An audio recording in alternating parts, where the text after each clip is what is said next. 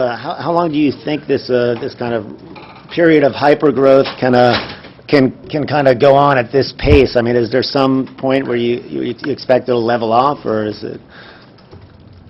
Yeah, well, I think it's funny. It depends on, early on, this growth, obviously, it can't last forever, because we were just joking around the office the other day that if this growth rate continues at this rate week over week, we'll run out of people on planet Earth to sign up to Twitter before the end of the year. So obviously, there's going to have to be some changes in growth. But I think it's similar to the way that you sort of what you measure when there's a baby. Growing in the womb, it grows so fast in those 9 months. It's unbelievable. And if it grew as fast in the next 9 months, it would be taller than Mount Everest. So you look at certain different things after a certain point. You start taking measurements in different areas because it makes more sense. So yes, I think sign-ups and that sort of thing are going to have to taper off at some point. But we'll be looking. That just enables us to look at different areas and opportunities of improvement and growth. You've said that this year is going to be the year that Twitter is going to begin looking for ways to generate revenue and start getting its first revenue. Maybe you could give us an update on how's that going halfway through the year now. It's going good. We have, we're kind of tentatively looking at, who's using Twitter and for what, and are there commercial usages that are making a lot of sense, and it looks like there are, and it's a range. It's really interesting to look at not just the big companies like Comcast, JetBlue, Whole Foods, these companies that clearly are getting value out of Twitter, Dell. They have, tens of thousands of people following them. So the individuals are getting some kind of value out of these accounts. The companies are getting value out of these accounts. And then the smaller companies are also very interesting to us. There's a cookie bakery in New York City that I walked into a few weeks back, and I saw a little sign that said, "Follow us on Twitter, and when the cookies come out warm, we'll send you a tweet, and you can run over here and get a warm cookie." And I thought that was really cool, and I thought to myself, if 300 people follow that, they'll sell out of their cookies, and that'll be great for them. We're hearing more and more stories like that. So what we're doing now is we're analyzing these uses and reaching out and saying, how could Twitter be better for you? How could we help you sell more cookies? Or how could we help Whole Foods or Zappos or Comcast do a better job at this kind of hybrid that they're doing, which is a little between customer service and marketing.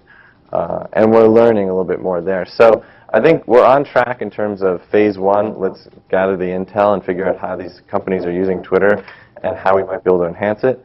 And then phase two, begin to look at some tools and services that we might be able to offer on top of this free service that they might want to pay for in order to get more out of it. And so I think by the end of the year we'll have something out there. And it doesn't have to be this super home run in terms of making billions of dollars as soon as it's out there, but it has to show a little bit of signs of life, telling folks, yes, Twitter can be a sustainable business, and here's one of the ways it can do that. What's it going to look like? It's Robert here again. Sorry. I'm not exactly sure what it's going to look like yet, but what we're hearing early on, I think, is simple stuff like, is this really JetBlue? Can we verify this account so that people can trust it's a JetBlue account, and JetBlue can have this legit account on Twitter and maybe be listed in some kind of directory? Is there information we can offer to these companies and businesses that would help them get more out of Twitter, lightweight analytics or something like this? So I'm not sure exactly what it's going to look like just yet, because we're still kind of in that gathering phase. But we do have a product manager spending all his time looking into this stuff now. So you said you're going to have something. You'll have some tools by the end of the year. Is that Yeah, something. I don't know if they're tools, services, exactly what they are, but there will be something by the end of the year that we can start showing to folks and begin experimenting with and iterating on and changing if necessary. It sounds like from listening to the conversation, though, that the monetization efforts are more geared, like you guys are thinking more about premium service type of offerings rather than an advertising-based revenue solution.